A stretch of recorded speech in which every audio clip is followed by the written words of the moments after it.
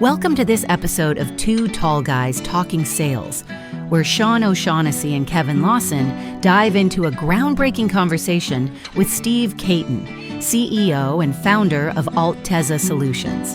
Today, Steve shares his innovative approach to hiring part-time sales professionals and the critical steps to build a robust sales infrastructure for emerging growth companies. The three of them dig into the challenges of starting a sales team when you don't have any salespeople today. They also discuss the challenges of hiring a great salesperson when it is your first great salesperson. Stay tuned as we explore how to overcome common sales challenges and drive business growth. Sean, please kick us off. This is going to be a really fun episode. We have not just Kevin Lawson, and by the way, this is Sean O'Shaughnessy, but we have Kevin Lawson, the tall guy of the two tall guys. He's 6.5 foot tall, maybe better than that. But we have a guest on that I've known for quite a while. His name is Steve Caton. Steve is the CEO, founder of a company called Altezza Solutions. And if I mispronounce that, Steve, correct me when I introduce you. I've been partnering with Steve for a while now for a couple clients that I have. And so it was kind of fun. We were talking about our podcast here.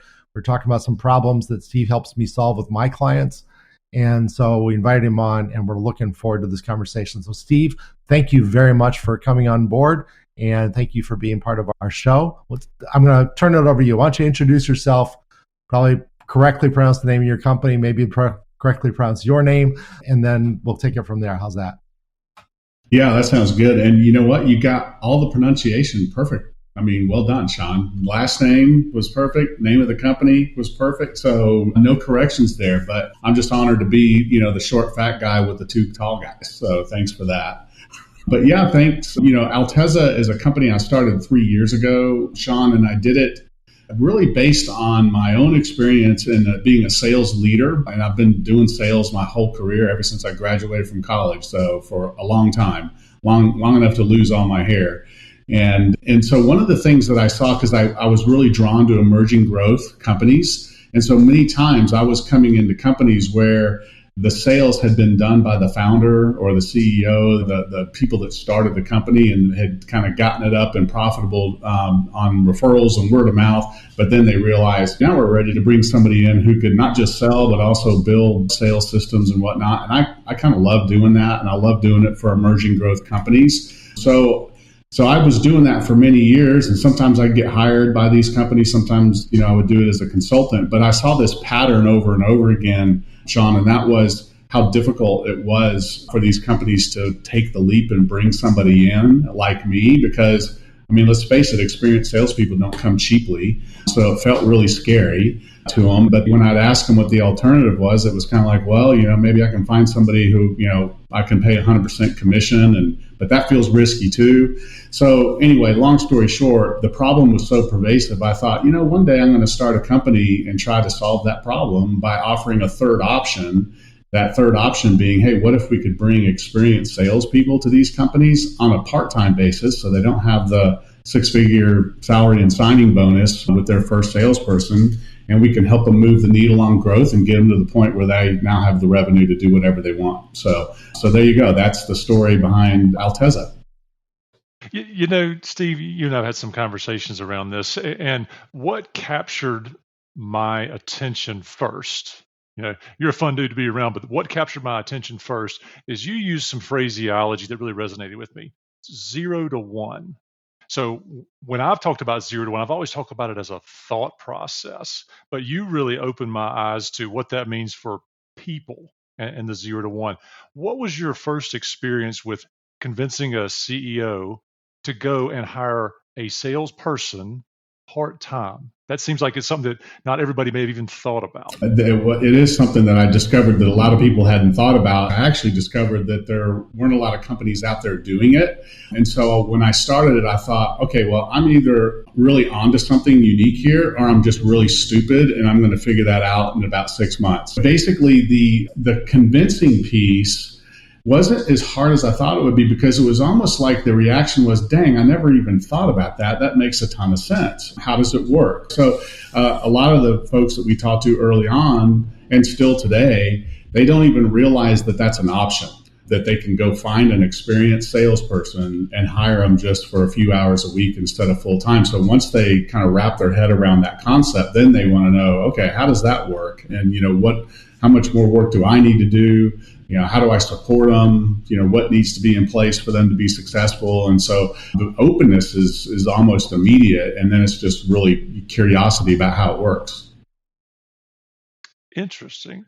You really captured my attention there. Steve, when that CEO was thinking about that, what did they have to do differently once they hired? Because you said some key things like, what do they have to manage differently? What do they have to provide them? So in Sean and I's world, that's a lot of the sales infrastructure pieces. So what was it for you? When it comes to what does the CEO need to think about, the biggest thing that we run into is what you just said is sales infrastructure. And so many times that doesn't exist in these companies other than in the head of the CEO. All the infrastructure is up here. And it's like, okay, we got to get that out and create at least a minimally viable infrastructure so that the salesperson can have some rails to run on. Now, depending on how big that gap is, that'll determine when we have conversations with guys like you, because when we're dealing with some of these companies, it's like, okay, if we plug the salesperson in too soon with no infrastructure, that's not going to go well. So we need to get guys like you on board to help build some of that infrastructure and then say, okay, now we're ready for the salesperson. But if we can generate at least a minimally viable sales infrastructure, and by that I mean, do they know their ideal client profile? Do they have some core messaging for the ideal client profile? Do they have a CRM, even if they're not really fully using it? And do they have some leads for us to work? And if they've got some of those ingredients in place, then we can plug a salesperson in there and start moving the needle on sales pretty quickly. But if all those things are missing, then it's going to be a real uphill battle. Very interesting. I love this concept because a lot of my clients are 0, or maybe they're 1 or 2, but they're frustrated with 1 or 2. So we've had some conversations and some examples that you and I have talked about of where they were at 1 or 2 and they've been frustrated. So they're kind of starting over with you helping them. I want to step back. One of the challenges that I have heard from my business broker friends is that when the CEO is the salesperson, so the 0 still, and now the CEO wants to move on and do something else in his life or her life, whatever that might be, and however that might be happening. But there's some employees involved, so you can't just turn the company off with a switch. You have employees, you have to have some tenacity. So they try to sell the company, and they really struggle with the selling of the company because now they're the best salesperson in the company. They're the only salesperson in the company. Do you have conversations with your clients on that ground or in that area?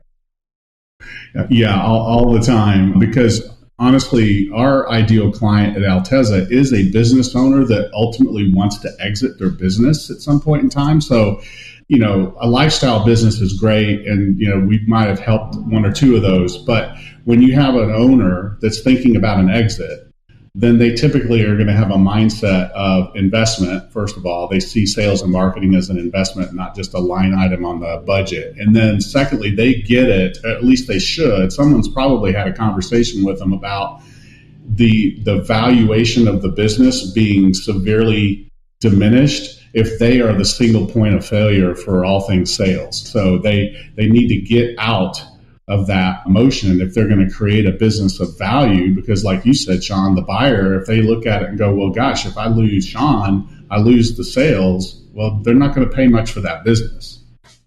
Absolutely. And you listed when you were talking about the struggles when they aren't ready for a salesperson, even from you.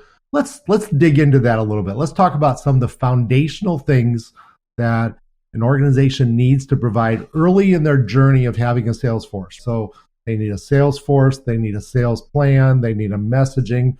What did I miss? Fill in some of those gaps, build out that thought process a little bit.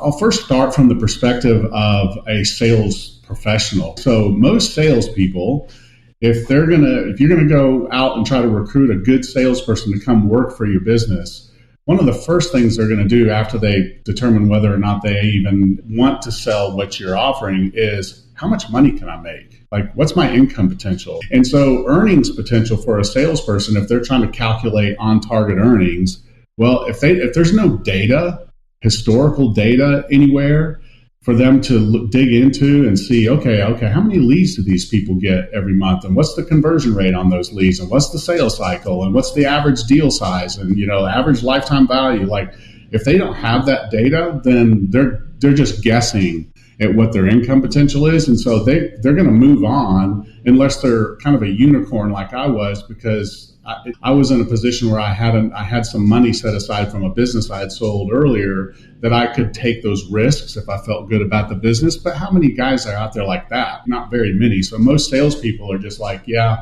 this isn't going to work for me.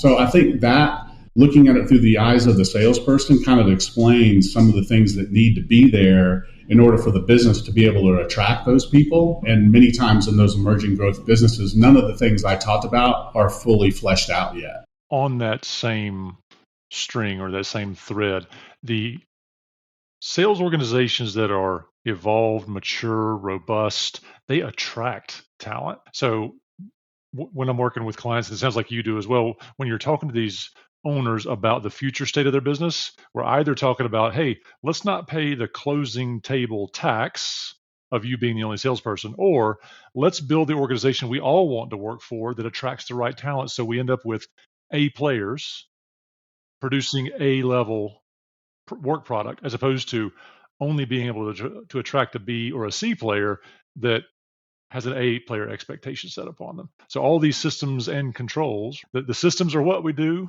and the controls are how well do we do it, right? The measures. So that's really insightful. So in your working with somebody, that process for you, how do they get on board, comfortable, and fluid if they already have the things you're talking about, like the set of leads that you can start working on to move the needle?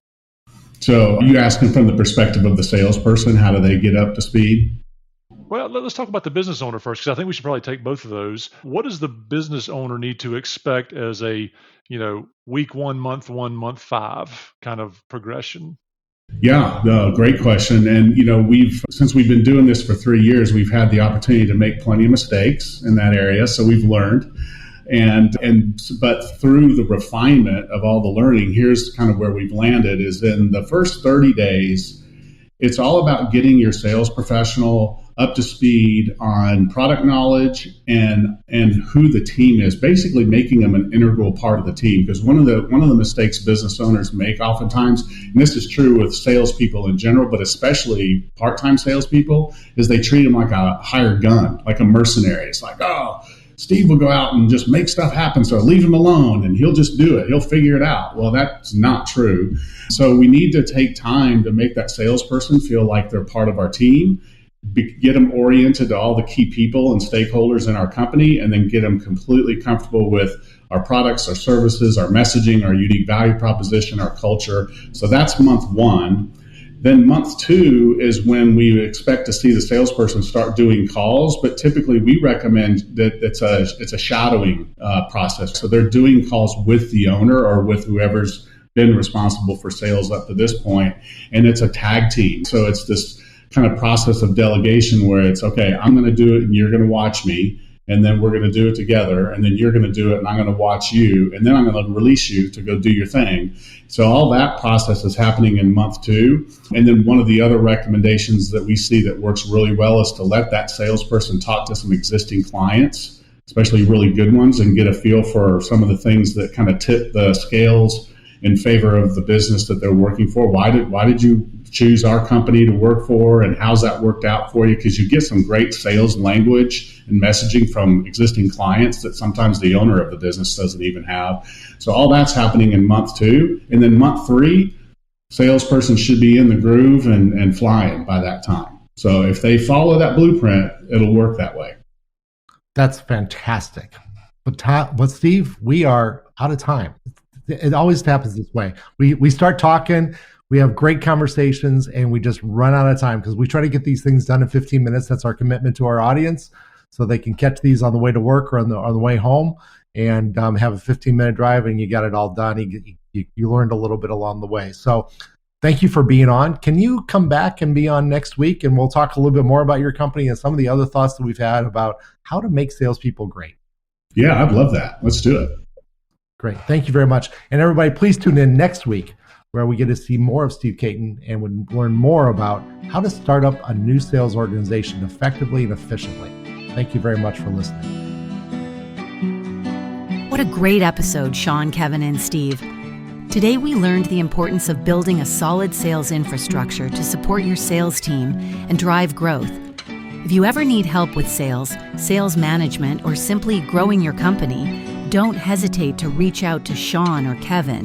Their contact information is available in the show notes. You can also find the contact information for Steve Caton if you have questions or needs for a fractional or part-time salesperson. Make sure to subscribe to Two Tall Guys Talking Sales on your favorite podcast player so you never miss an episode, especially the next episode, when Steve Caton will return as our guest. Until next Tuesday at 4:30 p.m. Eastern Time, happy selling!